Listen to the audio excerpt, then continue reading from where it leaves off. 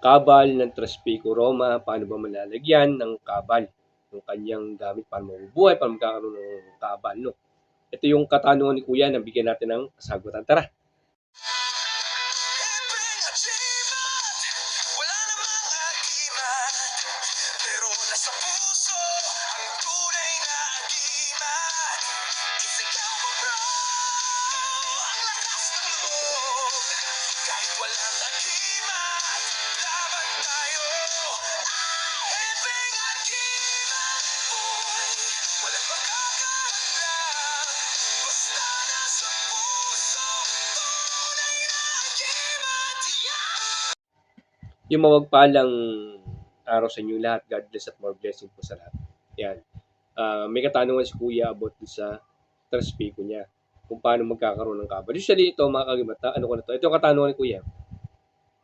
Ito ay natalakay na natin sa YouTube channel natin, sa live na YouTube channel natin. Meron po to, yung Trespico, hanapin niyo po. No? Pero papaliwanag ko sa inyo yung ibang pamamaraan nito. No. At yung mga naghahanap po na ng aklat, rekta po kay Anthony Slatico Valderrama. Legit ako na po na aklat. Ayun, about sa kay Kuya, nabanggit na natin yan dati at nabigyan na nating aral. Yung 3A kasi ng Trespico, no? Pero kasing pangkaligtasan, pandepensa, di ba? May kaligtasan, pandepensa, pangrebuelta. Yan po ay inilalagay sa dulo ng 3A para siyang may pamilin. O yung iba naman as part ng hindi naman ginagamit na yung ligname, dependreme, di ba? Salvame, no, yung salvame, kaligtasan, di ba? Yan po yung nilalagay natin sa dulo. Kaya hindi na po, sabi nga, hindi na po siya pangkabala, pangkaligtasan, di ba? Pero siya ibang gamit. Depende po sa gagamitin nyo na inilalagay po natin sa dulo po ng 3A.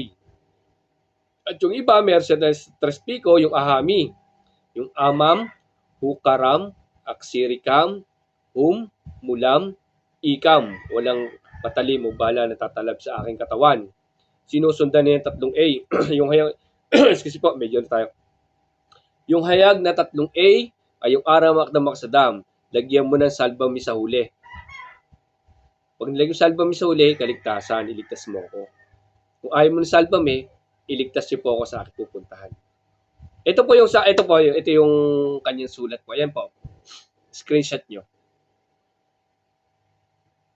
Ayan yung nilalagay po sa dulo ng ating 3A.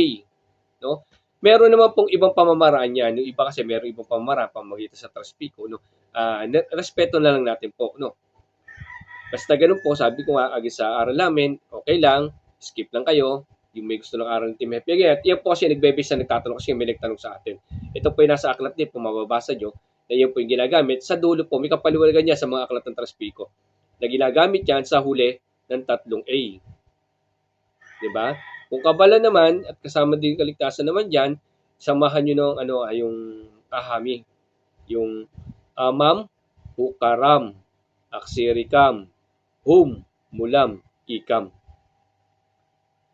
Tapos 3A, amamsang, aramak na maksadam, salbame, ligtas mo ako. O yun po yung pamamara na may gamit yun sa Trespico. Ngayon, kung kayo against dyan sa aral niya at may ibang aral kayo, okay lang po yan. Gamitin yung iba kung saan mapapaganan nyo. Masasabi ko, pakapitan nyo na mabuti sa katawan nyo. No po. Marami din tayo ng bahagi yan na nasubukan din nila. Pero sa akin kasi, pag napakapitan, tanong na sa gawin, hindi na para subukan at magtaga na magtaga. Opo. Sa akin lang po, no. Pero siyempre, respeto natin yung ibang pamamaraan, mga testingan nila. Di ba po? Yun lang po yung sa atin. At kung gusto mo yung mas malalim na aral sa YouTube channel natin, nandun po sa may live. Hanapin mo live yung Trespico. Nandun mas malalim na paliwanag po doon, no? Dito sa YouTube channel sa live. Yan. Nandun pa ibang orasyon ng Trespico kung gusto makita. At yan, binigay ko sa inyo yung idea sa kabal po ng Trespico na hinahanap ni Kuya at kaligtasan. Salamat. God bless sa inyo lahat.